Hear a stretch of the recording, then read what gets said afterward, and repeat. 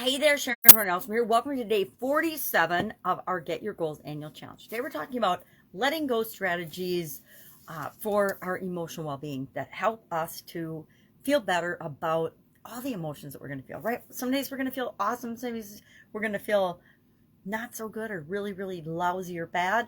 Some days we're going to feel everything in one day. It's amazing when things happen. Sometimes, somebody will die or you'll lose your job or something will happen in your life and you'll be going through this roller coaster of emotions. We want to have strategies and ways of dealing with and handling those.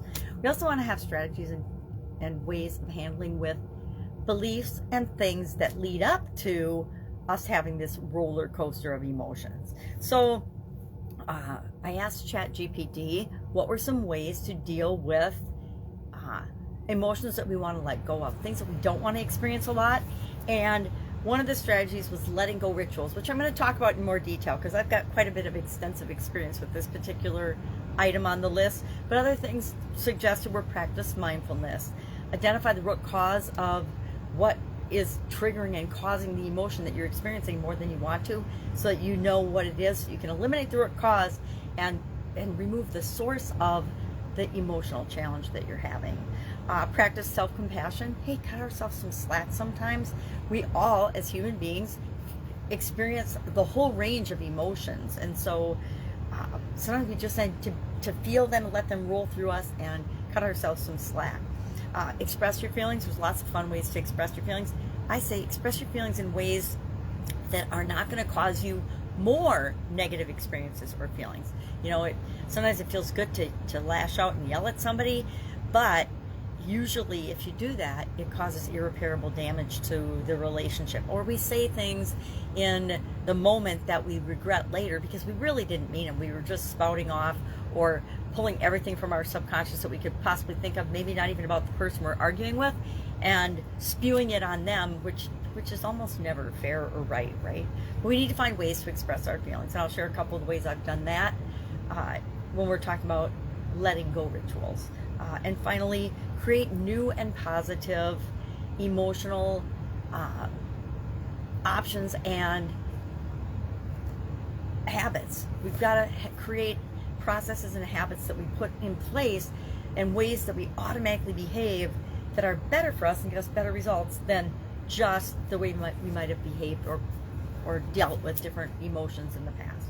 So one of the things I learned a long time ago, and I don't remember which guru I learned it from, was that we had to find creative ways to let go of things that we didn't want to experience anymore. And one of the areas that I think has a huge impact on the emotional range that we feel is our beliefs. Now, we don't think our beliefs are good, bad, limiting, negative, or positive. They're just our beliefs, right? If you believe in a certain religion, you just believe in the things that they believe in because that's what you've believed and it's what you've experienced so far in your life. That applies to everything. It applies to all of our emotions, all of our behaviors, and we pick up a lot of beliefs when we're kids and we never question them. We adopt a belief about ourselves, usually about our identity or our capability, and then we look for evidence all the time on a subconscious level to keep us in that box, to prove that we're right about our thoughts about ourselves and our beliefs about ourselves. And so I learned that when we have a belief that is absolutely positively not serving us anymore, we want to find ways to get rid of it. And I found that for me personally, the more creative, fun ways I have of getting rid of a belief, the more likely it is to stay gone. I'd like to say permanently, but I think most human beings, we have these things that will trigger us that we don't even know where they came from.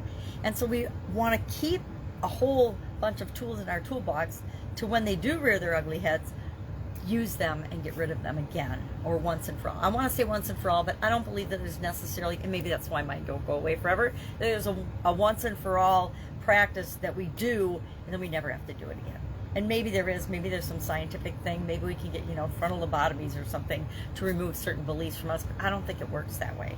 So some of the fun ways, and I videoed this, geez, it was several years ago now. It was still when I was running the Italian food manufacturing business. So this has been quite a while ago, But I did some of these things. I took a day and I grabbed my phone and I made little snippet recordings of myself doing these things to get rid of, at that point, it was a belief. I think it was, I'm not good enough, or I don't deserve it. And I did all these different things on it, and I did little video clips. If anybody wants that, ask me, and I will go digging and try to find where those are, because some of them are pretty funny. And it was years ago now, so I'm sure I'd be very embarrassed. But if you ask me through the private Facebook group, I will find them and share them with you. But you gotta send me a message, or I'm not going to. I'm not going to just go find them and put them out there, because that's embarrassing. So what are some of the things that I did?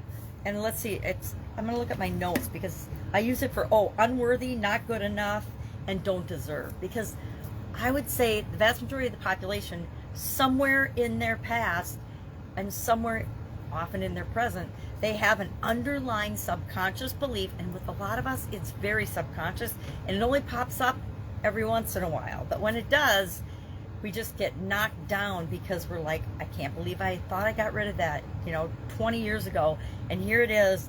I'm doing this thing and I feel like I don't deserve it, or I got this thing and I feel like I don't deserve it, or I achieved this goal and I feel like I don't deserve it, or I'm not good enough, or I'm unworthy. So in order to get rid of that one, I did all these different things. Number one, I wrote it in marker on toilet paper and I flushed it down the toilet. Then I wrote it in the sand down by the river, and I let the waves roll in and wash it away in the sand. Then I wrote it on a balloon and I let the balloon go, which I know, really bad for birds. Then I actually wrote it on some Post-it notes and I lit it on fire in a little bucket in back of my business. I wrote it on a rock and threw it in the bottom of the river. I wrote it on a mirror in dry erase marker, and then I foamed it off and scrubbed it off. I put it on a piece of paper and put it through a paper shredder.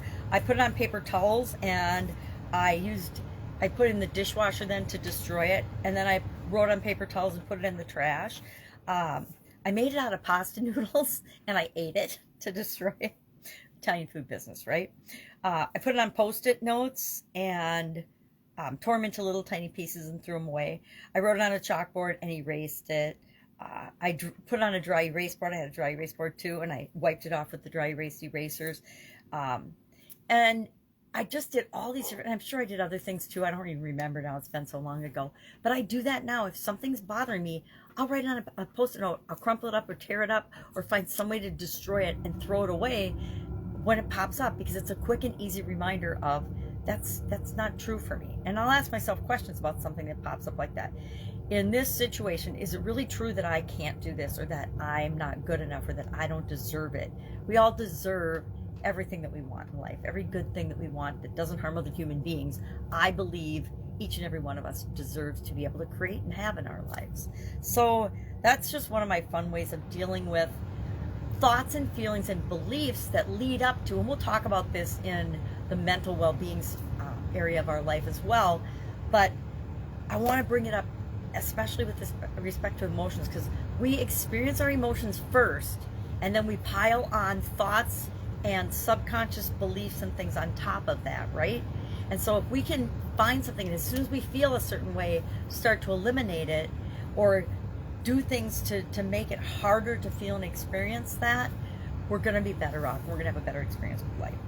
Other things that I will do if I'm feeling an emotion and I don't want to have a bad reaction around other people, I will go scream in a pillow. I remember in corporate America, I had an office up in a mezzanine in a business that I worked for, and I worked with lots of difficult people in that industry. And I remember going up to my office sometimes, and luckily it was soundproof, and I would just go in there and I would just say F, F, F, F, F, F, F. Yes, I used the word, just to get it out of my system so that I wouldn't react in a bad way toward people that were really messing with me. I'll scream in a pillow. I will listen to meditations and hypnosis and things, and whatever helps to make me feel better and to maintain my emotional well-being, right? That's the most important thing. So what are we going to do today? We are going to, when some emotion comes up that we want to feel less often, we are going to find a creative way to deal with it. And then we're just going to share in the comments below, what did you do? What creative way did you deal with that emotion today?